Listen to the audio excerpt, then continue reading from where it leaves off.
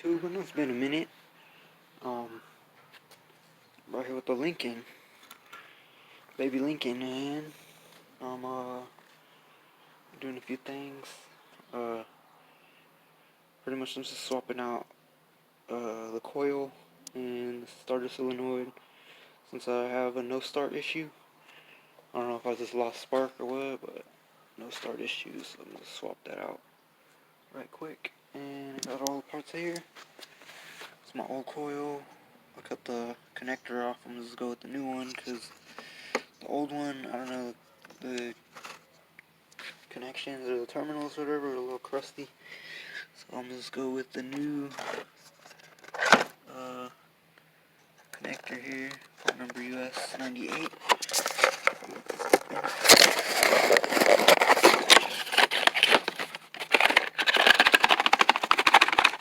This is so hard open. Wait, actually, this is the ignition switch. I don't think it's broken, but that's a pretty common problem with these older Lincolns. The ignition switch kind of gives you trouble. Mine's cranking over okay though, so it's not. I don't think that's an issue, but it's just more for preventative maintenance because they do tend to get loose over time and will burn up. I don't want to cause no electrical fires up in here. So this is the connector here for the coil. Brand new one. Part number is, what is it? Is that it? I guess it is. S583 STD. STD. And got a solenoid. Part number SS581.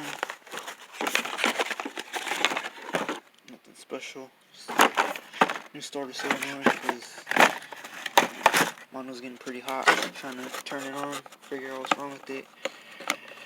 And my new coil pack. Part number is, what is it? FD476. And with the standard blue streak, or standard brand, instead of the Master Pro. Some a little better reviews on this one, so that's what I went with here. It's blue. I don't really care. I got a chrome cover for it anyway, so you don't really see that. But if you don't know, it goes right here mounted with this bracket here. Since this is aftermarket intake, it goes mounted with this bracket. It's just a carriage bolt and a lock nut. And you just got the end going from the coil to the distributor. And then these are the two wires, red and green, for positive and negative on the coil. And yeah, it's a pretty straightforward procedure. Only thing that'll probably take long is just to install this new ignition switch, but I'll probably just do that another time. Because you gotta get under, it's in the steering column, you gotta get under there and there's some tamper-proof screws or something. I forgot what size Torx bit, but I know it's Torx, I think maybe like T25 or something. Anyways, let me just get started pulling off solenoid here. And I gotta gather up some crimp connectors to install that connector for the coil. The solenoid is just bolt on, so let's get this set up and I'll get everything, pretty much I'll just cut on to where I'm got everything bolted on already. So see how black my hands are. These wires are nasty, like real grimy. Anyways, that's everything that's installed. You can see my new coil right there, the new connector. These are the new wires. I just butt connected it into the old wiring and kind of tucked it into the loom. Another new solenoid there. Put everything all back to how it's supposed to be. Hopefully it'll solve my no start issue. Only one way to find out is just turning the key. Now there's another couple things that I think it could be possibly due to this right here. It's like an ignition control module, and I'm not sure how that plugs in here. I think it's just these. two connectors, 1 and 2. That seems to be all fine, but that could be another possibility as to what's not wanting to start. And you can see all the old parts, the old coil, old solenoid, select, and that's the issue. This is the ignition switch. Like I said, it goes mounted in the steering column.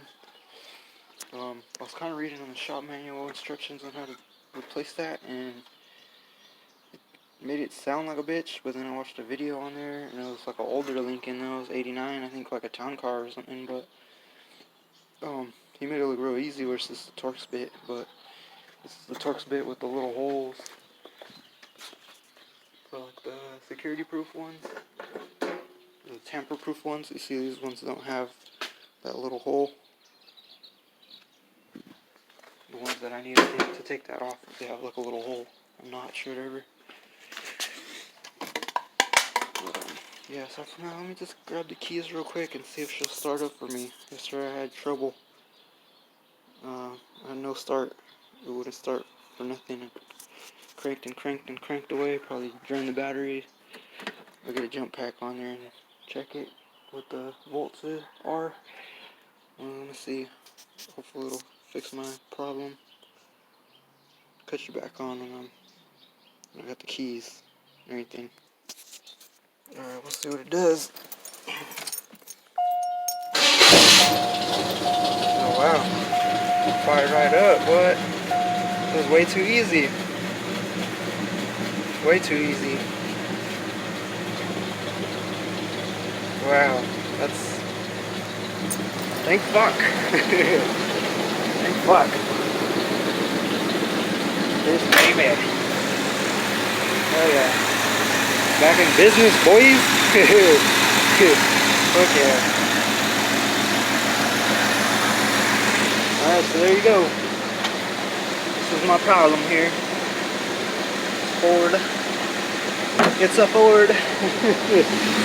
Shit. That was way too easy right there. Man. Fired right off, like wow. Should have seen how difficult it was yesterday. I was cranking and cranking and cranking and cranking. And nothing, man, nothing. It's just, it wouldn't start for me. It's damn. There you go. Hell yeah. That's good. I did plugs recently on it too, so spark plugs. And probably do spark plug wires now. Might as well, right? So, that was good. That was nice. Hopefully I won't have any more issues. I know, like with the Master Pro coil, it's kind of like, I don't know, I was getting some bad reviews on, like, I think it's the same, might be the same Master Pro, but, you know, it doesn't look too old. I don't know if it's original to this car or not, but there you go. The solenoid, starter solenoid, connector, coil, and I fixed the problem. And I got the ignition switch, goes in the steering column. The ignition switch thing, I think it goes somewhere here. I think it's like right here. I was looking up on it, but you know, like a common problem with it is people will, I don't know, they'll get fires in their steering column. They'll smell some like burnt melt shit. And that's because the switch, it goes, I don't know if it loosens up and it goes bad or something, but yeah. Yeah, this is another thing I don't know, I might end up just replacing it just as precautionary, you know, because this switch right here, I think it'll loosen up from here, like metal casing, and it'll start frying, it'll heat up the contacts if this is loose right here, which that feels, you know, nice and solid. It's not, you know, I think this clip holds it in place compared to the factory one. I don't think it has this little clip right here, but yeah, this is the ignition switch for it just in case. It actually sounds good right now, you know, definitely fixed my problem. no start issue. You want to check your coil. I knew it wasn't fuel related because it's got a glass filter and you can see the fuel going to the car, but yeah, she's definitely, even idles better, in my opinion.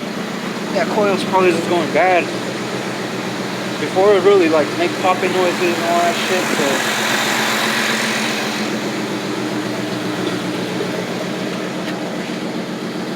I think that coil was just no good, so fire that up for me. Yeah, it still needs a lot of work, man. It needs a rebuild still, regardless. A bunch of oil burning off the headers. I don't know if this is valve covers that are leaking. I think it was the PCV valve for the longest time that it was leak, but I took the breather cap off this fucking thing because I couldn't keep it from leaking oil with this on there, so I just unloaded the PCV valve straight from the hose. It's supposed to be like a 90 on there. It's better, but oh well. Anyways, that's the fix right there. Thankfully, I was able to get this done. Fairly simple to change out. This coil, solenoid. So, it's the link. Couldn't take it out the other day because no start issue. So, it's starting up for me now. Fire right up. Oh, just need to tune up the ignition some more. Might just do plug wires just because, you know, might as well replace all the ignition and have it good. I think I might let it stay on for a little bit because I think this battery's kind of dead. Or it's like dying. So, anyways, that's the link right here. Simple fix, nothing too complicated. Worked out great for me. I only spent, I don't even know, less than $100, 60 something maybe, for all the coil and all that shit. So I'm happy as long as I can, you know, turn this bitch on, drive her every now and then, be happy. So they're meant to be driven, man. I'm not trying to, you know, I know it's not, definitely not a show car. It's just a clean street car that I like to have fun with. So there we go. I want to swap this deck out. It's kind of messed up. It acts up sometimes. I might want to even redo all the stereo, the whole system. So I don't know. We'll see later along the lines in the future, hopefully. Anyways, that's where I'm at with the Lincoln. Yeah, let me know what you think. Drop a comment, leave a like, subscribe if you want to see some more lowrider related content or even just car related. You know, I got the Caprice to build, my truck, and yeah. So feel free to let me know what you think, and yeah, stay tuned for some more. Alright, peace out. Stay blessed.